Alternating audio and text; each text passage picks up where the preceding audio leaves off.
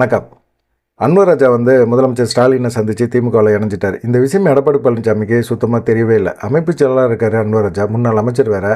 அவர் அதிமுக பாஜக கூட்டணி திரும்ப உருவான பிறகு அவர் சொன்னார், தமிழ்நாட்டில் பாஜக எந்த சூழ்நிலையும் கால் ஊன்ற முடியாது அப்படின்னு சொல்லி அதிமுக பாஜக கூட்டணி உறுதியான பிறகு அவர் பேசினார். அப்போயே எடப்பாடி பழனிசாமி அவர் கூப்பிட்டு கண்டிச்சிருக்கணும். இல்லை நீ கட்சியில் இருக்கிற இருப்பா, இல்லைன்னா கிளம்புப்பா அப்படிங்கிற மாதிரியாவது சொல்லியிருக்கணும். அதையும் சொல்லலை. அன்வர் ராஜா அன்றைக்கி பேசினப்போ பெருசாக அதை எடுத்துக்கல. அவர் ஒரு சிறுபான்மையினர் மக்கள், அந்த மக்களோட உணர்வை வெளிப்படுத்துகிறாரு அப்படிங்கிற மாதிரி எடப்பாடி பழனிசாமி நினச்சாரு. போக போக எல்லாமே சரியாயிடும். இப்போ குதிப்பாங்க, இப்போ பேசுவாங்க, மற்றபடியெல்லாம் ஒன்றும் இது நடக்காது, சம்பவம் எதுவும் நடக்கிறதுக்கு வாய்ப்பே இல்லை, நம்மளை விட்டு அவங்களுக்கு வேறு கதி என்ன இருக்குது அப்படிங்கிற மாதிரி யோசிக்க ஆரம்பித்தார். எடப்பாடி பழனிசாமி பாஜகவோட எப்படியெல்லாம் கூட்டணி வச்சார் அப்படிங்கிற ஒரு விஷயம் அன்வர் ராஜாவுக்கு தெரியாமல் இருக்குமா? ஆனால் பாஜகவோட கூட்டணி வைக்கிறது எடப்பாடி பழனிசாமி வச்சதை மூத்த நிர்வாகிகள் நிறைய பேத்துக்கு பிடிக்கவே இல்லை. குறிப்பாக பார்த்திங்கன்னா ஜெயக்குமார், அன்வர் ராஜா, வளர்மதி, வீரமணி இவங்க எல்லாமே எடப்பாடி பழனிசாமிகிட்ட நேரடியாகவே பேசிட்டாங்க. எடப்பாடி பழனிசாமி இவங்களை பற்றிலாம் கன்சிடரே பண்ணலை. இவங்களை பற்றி இவங்கள்ட்ட ஏன் கேட்கணும்? எம்ஜிஆர் ஜெயலலிதா காலகட்டத்தில் எப்படி அவங்க எடுக்கிற முடிவை இவங்க கேட்டாங்க அப்படிங்கிற மாதிரி எடப்பாடி பழனிசாமி நம்ம ஒரு ஜெயலலிதா அப்படிங்கிற மாதிரி அவர் நினைக்க ஆரம்பிச்சிட்டார். நினச்சிட்டு அவர் சொல்கிறத கேட்கணும், அவ்வளோதான். மற்றபடியெல்லாம் நீங்கள் சொல்கிறதெல்லாம் நான் கேட்கணும்னு அவசியம் கிடையாது. யாரோட கூட்டணி வைக்கணுங்கிற முடிவை நான் தான் எடுப்பேன், நான் எடுக்கிற முடிவு தான். நான் 2021 சட்டமன்ற தேர்தலில் அதிமுக தோற்றதுக்கு திரும்ப ஆட்சியில் உட்காரதுக்கு காரணம் பாஜக அப்படின்னு சொல்லுவேன். நீங்களும் அதை சொல்லணும். அதே போல் 2024 நாடாளுமன்ற தேர்தல் சமயத்தில் இனிமேல் எந்த காலகட்டத்திலையும் பாஜகவோட நாங்கள் கூட்டணி வைக்க மாட்டோம் அப்படின்னு அடித்து சொல்லுவேன், சத்தியம் பண்ணி கூட சொல்லுவேன். ஆனால் நீங்களும் அதை தான் சொல்லணும். ஆனால் திடீர்னு நான் 2026 சட்டமன்ற தேர்தலில் அதிமுக பாஜக கூட்டணி உறுதி அப்படின்னு நான் சொன்னால் நீங்கள் அதை கேட்டுக்கணும், அவ்வளோதான். நீங்கள் இண்டிவிஜுவலாக எதுவுமே நீங்கள் சொல்லக்கூடாது அப்படின்னு சொல்லி அன்வர் ராஜா, அப்புறமா ஜெயக்குமார், வளர்மதி, வீரமணி இவங்கெல்லாம் போய் நேரடியாக எடப்பாடி பழனிசாமிகிட்ட பேசும்போது அப்படி பேசிட்டு வந்துட்டார். எடப்பாடி பழனிசாமி என்னடா இப்படிலாம் பேசுகிறாரு, அவரை போச்சலாக்கிறதுக்கு நம்ம பட்ட பாடு இருக்குது, பெரும்பாடு. ஆனால் இவர் அதெல்லாம் மறந்துட்டாரே அப்படிங்கிற மாதிரி இருந்தது. ஆனால் எடப்பாடி பழனிசாமிக்கு என்னன்னு கேட்டிங்கன்னா, இங்கே இருக்கிற அவர் கூட இருக்கிற கொங்கு பகுதியில் இருக்கிற அவருடைய வெற்றியை நிர்ணயிக்கக்கூடிய சக்தியாக இருக்கக்கூடிய செங்கோட்டையன், எஸ்பி வேலுமணி, தங்கமணி இது போன்ற நபர்கள் சொல்கிறது தான் அவர் கேட்குறாரு. மற்றபடி மற்ற இதில் இருக்கிறவங்க, மற்ற மாவட்டங்களில் இருக்கிற நிர்வாகிகள்லாம் பெருசாக சொல்கிறதெல்லாம் அவர் கேட்குறதே கிடையாது. அதுபோல் தான் அன்வர் ராஜா சொன்னதெல்லாம் அவர் கேட்கல, ஜெயக்குமார் சொன்னதெல்லாம் கேட்கல. அவர் அதிமுக பாஜகவோட கூட்டணி அப்படிங்கிற மாதிரி சொல்லிட்டாரு. 2019 பார்த்திங்கன்னா இவர் பாஜகவோட கூட்டணி வச்சோன்னா அதுலேருந்து கொஞ்சம் அப்படியே விலக ஆரம்பித்தார் அன்வர் ராஜா. அதே போல் 19க்கு அப்புறம் 2021 சட்டமன்ற தேர்தலுக்கு அப்புறமா ஜெயக்குமார் கூட சொல்லியிருந்தார், இனிமேல் பாஜகவோட கூட்டணியே கிடையாதுங்க அப்படின்னு சொன்னார். அப்படி கூட்டணி வச்சா நான் அதிமுகவில் இருக்க மாட்டேங்க அப்படிங்கிற மாதிரிலாம் பேசினார். ஆனால் எடப்பாடி பழனிசாமியில் வலுவான நம்பிக்கை அவர் வச்சுருந்தார். அதனால தான் அவரால் அப்படி பேச முடிஞ்சது. அப்படி பேசினாலும் அவரால் ஒன்றுமே செய்ய முடியல. என்னடா இது அப்படிங்கிற மாதிரி அவரும் யோசிக்க ஆரம்பிச்சிட்டார். அன்வர் ராஜா சமீப காலமாக பார்த்திங்கன்னா ஓபிஎஸ், எடப்பாடி, சசிகலா அப்படின்னு சொல்லி ஒரு மோதல் போக்கு இருந்தனால அப்படியே கட்சியிலேருந்து கொஞ்சம் விலகி இருக்கிற மாதிரி இருந்தார்.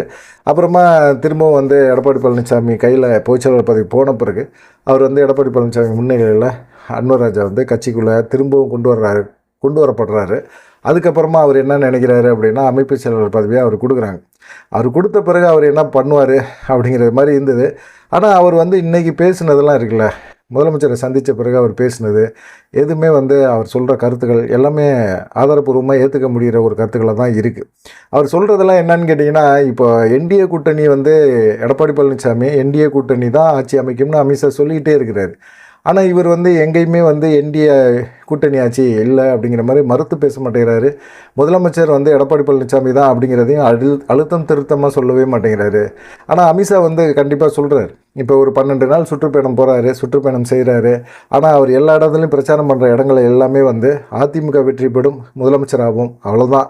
ஆனால் எடப்பாடி பழனிசாமி ஆகிய நான் தான் முதலமைச்சர் ஆவேன் அப்படின்னு எந்த இடத்துலையுமே அவரால் அழுத்தம் திருத்தமாக சொல்லவே முடியல அப்படிங்கிற ஒரு குற்றச்சாட்டையுமே வைக்கிறாரு. எதுக்காக வைக்கிறாரு அன்வர் ராஜா அப்படிங்கிறதான் தெரியுது. அன்வர் ராஜா வந்த கதையை பார்த்திங்கன்னா டிஆர்பி ராஜா மூலமாக அன்வர் ராஜாட்ட பேச்சுவார்த்தை நடத்தியிருக்காங்க. அதிருப்தியில் இருக்கார் அப்படின்னு தெரிஞ்சிருச்சு. பாஜக தமிழ்நாட்டில் கால் ஊன்ற முடியாது அப்படின்னு தெரியும் போதே திமுக அவரோட பேச்சுவார்த்தை நடத்திருச்சு. டிஆர்பி ராஜா தான் வந்து பேச்சுவார்த்தை நடத்தியிருக்காரு. இன்றைக்கி காலையில் வரைக்குமே வந்து அறிவாலயத்துக்கு அவர் அன்வர் ராஜா போகிற வரைக்குமே எடப்பாடி பழனிசாமிக்கு தெரியல. ஒரு கட்சிக்குள்ளே இருக்கிற நிர்வாகி ஒருத்தர், இப்படி முக்கியமான பதவியில் இருக்கிற ஒருத்தர், தென் மாவட்டங்களில் செல்வாக்காக இருக்கிற ஒரு நபர், என்னையா செல்வாக்காக இருக்கிறாரு அவர் அப்படிங்கிற மாதிரி கேட்கலாம். ஆனால் அவருக்காக ஒரு சிறுபான்மையினர் குரூப் இருக்கும்ல, அந்த மாதிரி குரூப்பு. அப்படி இருந்தால் அதிமுக வந்து ராமநாதபுரத்தில் நாடாளுமன்ற தேர்தலில் ஏதாவது ஓரளவுக்காவது ஓட்டு வாங்க வச்சுருக்கலாம்ல அன்வர் ராஜா. ஒன்றுமே செய்ய முடியலையே அன்வர் ராஜனால். அவர் போனால் போயிட்டு போகிறாரு அப்படிங்கிற மாதிரி எடப்பாடி தரப்பில் சொல்கிறாங்க. ஆனால் அவர் அன்வர் ராஜா அறிவாலயம் போகிற வரைக்குமே எடப்பாடி பழனிசாமிக்கு தெரியல. ஒரு கட்சியில் முக்கியமான பதவியில் இருக்கிற கட்சிக்குள்ளே இருக்கிற நிர்வாகிகள் என்ன பண்ணுறாங்க அப்படிங்கிற ஒரு விஷயமே அவருக்கு தெரியல. அப்படின்னா இவர் கட்சி எப்படி வழி நடத்த போகிறாரு அப்படிங்கிற ஒரு கொஸ்டினையும் வைக்கிறாங்க. ஆனால் அன்வர் ராஜா என்ன சொல்கிறாரு அப்படின்னா, 2021 சட்டமன்ற தேர்தல் முடிஞ்சோன்னே என்ன சொன்னீங்க, இனிமேல் எந்த காரணத்தை கொண்டும் அதிமுக பாஜக கூட்டணி கிடையாதுன்னு அடித்து திருத்தமாக சொன்னீங்கள, சிறுபான்மை மக்களும் நம்பினாங்களே, நம்ப வச்சிங்கல்ல, இப்போ திடீர்னு கொண்டு போய் அங்கே போய் சேர்றீங்களே எப்படி? இப்போ வந்து அவங்களுக்கு பாஜகவை பொறுத்த வரைக்கும் நயினா நாகேந்திரன் என்னென்ன சொல்கிறாரு, 2029 தான் எங்களுடைய எய்ம் அப்படின்னு சொல்கிறார். 2029 நாடாளுமன்ற தேர்தல் தான். 2026 சட்டமன்ற தேர்தலில் அவங்க வெற்றி பெறணுங்கிற அவசியமே கிடையாது. அதிமுக அப்படிங்கிற ஒரு கட்சியை அழிச்சிட்டு 2029 நாடாளுமன்ற தேர்தலில் பாஜக வெஸ் திமுக அப்படிங்கிற கூட்டணியை உருவாக்கணும் அப்படிங்கிற மாதிரி தான் அவங்க யோசிக்கிறாங்க. அதிமுக 2026 சாப்டர் க்ளோஸ் பண்ணிட போகிறாங்க, எடப்பாடி பழனிசாமியை வச்சு செய்ய போகிறாங்க அப்படின்ற அன்வர் ராஜா குற்றம் சொல்கிறார். இது எந்த அளவுக்கு உண்மைன்னு தெரியல, ஆனால் இருக்கிறதுக்கும் வாய்ப்பு இருக்குது. ஏன்னா ஓபிஎஸ், சசிகலா, டிடிவி தினகரன் இவங்கெல்லாம் ஒற்றுமையாக இருந்தால் இந்த கட்சியை கரை சேர்க்க முடியும். அப்படி தான் எல்லா நிர்வாகிகளும் யோசிக்கிறாங்க. ஆனால் ஓபிஎஸ் ஆதரவாளர்கள் பேசுனாங்கன்னா அதெல்லாம் முடிஞ்சு போன கதைங்க அப்படிங்கிற மாதிரி சொல்கிறாரு. இவர் கதையவே முடிக்க போகிறாங்க அப்படின்னு தான் அன்வர் ராஜா இன்றைக்கி செய்தியாளர் சந்திப்பில் சொல்கிறாரு. அன்வர் ராஜா என்ன சொல்கிறாரு, மம்தா பானர்ஜி எப்படி இன்னொரு ஜெயலலிதா மாதிரி பயங்கரமான போல்டான லேடி, அவங்க மிகப்பெரிய அளவில் செல்வாக்காக இருக்கிறவங்க, இப்படி இருக்கிறவங்கள்ட்ட அவங்க கட்சியை உடைக்கணும் அப்படின்னு சொல்லிட்டு சுவந்து அதிகாரி அப்படிங்கிறவரை வந்து மம்தா பானர்ஜிட்ட வந்து பிரித்து மம்தா பானர்ஜிக்கு எதிராக நிப்பாட்டி நிறுத்தி தேர்தல் சந்திக்க வச்சு மம்தா பானர்ஜின்னு தோக்கடிக்கிறாங்க.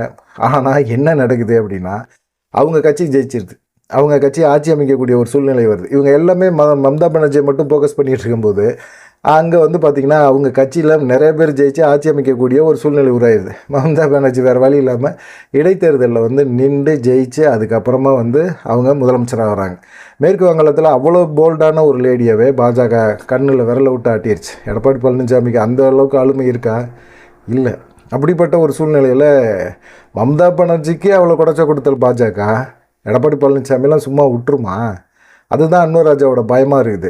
எடப்பாடி பழனிசாமியை நம்பி நம்ம போனோம்னா நம்மளை நடுவாத்தில் தள்ளி விட்டுட்டு அவர் போயிடுவார், எங்கடாவது கரையோரத்தில் போட்டை நிப்பாட்டி அப்படியே எஸ்கேப் ஆகி நீந்தி போடிடுவார், நம்ம தான் மூழ்கி சாகணும், எதுக்காக நம்ம இவர் எடப்பாடி பழனிசாமி பின்னாடி போயிட்டு அப்படிங்கிறது தான் அவருடைய குற்றச்சாட்டாக இருக்குது. அதே போல் கர்நாடகாவில் பார்த்திங்கன்னா தேவகவுடா மகன் குமாரசாமி அவர் வந்து பாஜகவோட கூட்டணியில் இருந்தார். இப்போ குமாரசாமி எங்கே இருக்கிறார் அப்படிங்கிற ஒரு கொஸ்டினையும் கேட்டிருக்கிறார். அதே போல் மகாராஷ்டிராவில் உத்தவ் தாக்கரேலாம் என்ன ஆச்சுன்னே தெரியல. அவங்கெல்லாம் மிக பிரம்மாண்டமாக மிகப்பெரிய ஒரு ஆளுமையாக இருந்தவங்க. பாஜகவோட கூட்டணி அப்படிங்கிறத ஒன்று வச்சாங்க, அதோடு முடிச்சுட்டாங்க. உத்தவ் தாக்கரேலாம் என்ன பண்ணுறாரு, என்ன செய்கிறாரு அப்படிங்கிறது கேள்வியாக இருக்குது. அந்த அளவுக்கு வந்து பாஜகவோட கூட்டணி வைக்கிறவங்கள பாஜக அழித்து கபாலிகரம் பண்ணிடும் அப்படிங்கிறத சொல்லியிருக்கிறாங்க. அதையும் தான் அன்வர் ராஜா சொல்லிகிட்டு இருக்காரு. இப்படி வந்து அதிமுக அழிச்சிட்டு பாஜக வெஸ் திமுக அப்படிங்கிற ஒரு நேர்கோட்டில் தான் பாஜக பயணம் பண்ணுது. இது எடப்பாடி பழனிசாமிக்கு நல்லா தெரியும். எடப்பாடி பழனிசாமினால் முதலமைச்சர் ஆக முடியாது அப்படிங்கிறதும் அவருக்கு நல்லா தெரியும். ஆனால் அதிமுக தொண்டர்களை வந்து அவர் ஏமாத்துறாரு. அதில் என்ன இவ்வளோ கும்பல் வருதுப்பா அதிமுகவுக்கு அப்படின்னா, ஆண்களுக்கு 500 பெண்களுக்கு 400 கொடுக்குறாங்க. அப்புறம் என்ன கும்பல் வராமல் என்ன செய்யும்? காசு சும்மா உட்காந்துருக்கிறதுக்கு ஒரு 2 மணி நேரம் அப்படி போய் ரோட்டில் நிற்கிறதுக்கு 500 தராங்க அப்படின்னா அது ஜாலியாக தானே இருக்கும். 500 கிடைக்குதுங்கிறதுக்காக எல்லாம் கிளம்பிடுறாங்க. ஆனால் அமித்ஷா வந்து ஒரே விஷயந்தான் சொல்லிகிட்டு இருக்காரு, திரும்ப சொல்கிறாரு. ஆனால் எடப்பாடி பழனிசாமி அதை மாற்றி பேசுகிறாரு. என்டிஏ கூட்டணி ஆட்சி அப்படிங்கிறத சொல்கிறாரு. என்டிஏ ஆட்சி அப்படிங்கிறாங்க. ஆனால் எடப்பாடி பழனிசாமி அதெல்லாம் கிடையாது, தனி பெரும்பான்மையில் அதிமுக வரும், அதிமுக தான் முதலமைச்சர் இருப்பாங்க அப்படின்னு சொல்கிறாரு. இது எடப்பாடி பழனிசாமி தான் முதலமைச்சர் அப்படிங்கிற மாதிரி சொல்லணும்ல, அது சொல்லவே மாட்டேங்கிறாரு. அப்படிங்கிறது தான் அவருடைய கோபமாக இருக்குது. அம்மா கண்ட கனவு, எம்ஜிஆர் கண்ட கனவு, இதெல்லாம் வந்து எடப்பாடி பழனிசாமி நாஸ்தியாக்கிட்டாரு அப்படிங்கிற மாதிரி இன்றைக்கி பயங்கரமான ஒரு குற்றச்சாட்டெல்லாம் வச்சுருக்கிறாரு. சரி, அன்வர் ராஜா போகிறனால ஒன்றும் பெருசாக அதிமுக பலகீனமாயிடாது அப்படிங்கிற மாதிரி எல்லாருமே சொல்கிறாங்க. இந்த மாதிரி சூழ்நிலையில் தேர்தல் பரப்புரை பண்ணிகிட்டு இருக்கிற இந்த மாதிரி சமயத்தில் எடப்பாடி பழனிசாமிக்கு நாலேஜுக்கே போகாமல் ஒருத்தர் வந்து வெளியேறாரு அப்படிங்கிற ஒரு விஷயம் வந்து தான் அதிமுக வட்டாரத்தில், அதுவும் அதிமுக தொண்டர்கள் மத்தியில் பரபரப்பாக பேசப்படுது. என்ன அது, ஒரு கட்சியில் இருக்கிற ஒரு நிர்வாகி, அந்த நிர்வாகி வந்து இது மாதிரி திமுகவோட பேச்சுவார்த்தை நடத்திட்டு இருக்காரு அப்படிங்கிற ஒரு விஷயம் கூட தெரியாமல் இருக்குமா? அவர் எப்போ வந்து பாஜக தமிழ்நாட்டில் காலூன்ற முடியாது அப்படின்னு சொன்னாரோ அப்போயே எடப்பாடி பழனிசாமி அவர் கண்காணிச்சிருக்கணும். கண்காணிக்கிறதுக்காக ஆள் நியமனம். எப்படி ஓபிஎஸ் என்ன பண்ணுறாரு, டிடிவி என்ன பண்ணுறாரு, சசிகலா என்ன பண்ணுறாங்க அப்படின்னு கண்காணிக்கிறதுக்கு ஆள் வச்சுருக்காரோ, அதே போல் நம்ம கட்சிக்கு எதிர்ப்பு என்ன பண்ணிகிட்ருக்காங்க. திடீர்னு ஜெயக்குமார் கூட வந்து திமுகவில் போய் சேர்றதுக்கு வாய்ப்பு இருக்குது. இன்னும் தேர்தல் நெருக்கத்தில் என்ன பண்ண போகிறாங்கங்கிறத கூத்தெல்லாம் பாருங்கள். அன்வர் ராஜாவை தொடர்ந்து வளர்மதி, வீரமணி, அப்புறமா எல்லாமே நிறைய பேர் வந்து இப்போ கோவத்தில் இருக்கிறாங்க. ஜெயக்குமார் இவரெல்லாம் வந்து திமுகவில் போவாங்க. அந்த மாதிரி ஒரு சூழ்நிலை மாறிக்கிட்டு இருக்கு அப்படிங்கிற மாதிரி சொல்கிறாங்க. ஜெயக்குமார் கூட திமுகவில் சேர்றதுக்கான பேச்சுவார்த்தை நடக்குது அப்படின்னு சொல்கிறாங்க. 2 பேர்த்துக்கும், சேகர் பாபுக்கும் ஜெயக்குமாருக்கும் ஆகாது அப்படிங்கிற ஒரு காரணத்தினால தான் கொஞ்சம் அப்படியே பண்ணி தயக்கம் காட்டிக்கிட்டு இருக்காங்க. எப்படியாவது காம்ப்ரமைஸ் பண்ணி தேர்தல் நெருக்கத்தில் கண்டிப்பாக வந்து ராயபுரம் தொகுதியில் திமுக வேட்பாளராக ஜெயக்குமார் நிற்கிறதுக்கு வாய்ப்புகள் அதிகமாக இருக்குது அப்படின்னு சொல்கிறாங்க. நீங்கள் என்ன நினைக்கிறீங்க? ஜெயக்குமார் போயிட்டு வாரா அப்படிங்கிறத மறக்காமல் கமெண்ட் பண்ணுங்கள். நன்றி, வணக்கம்.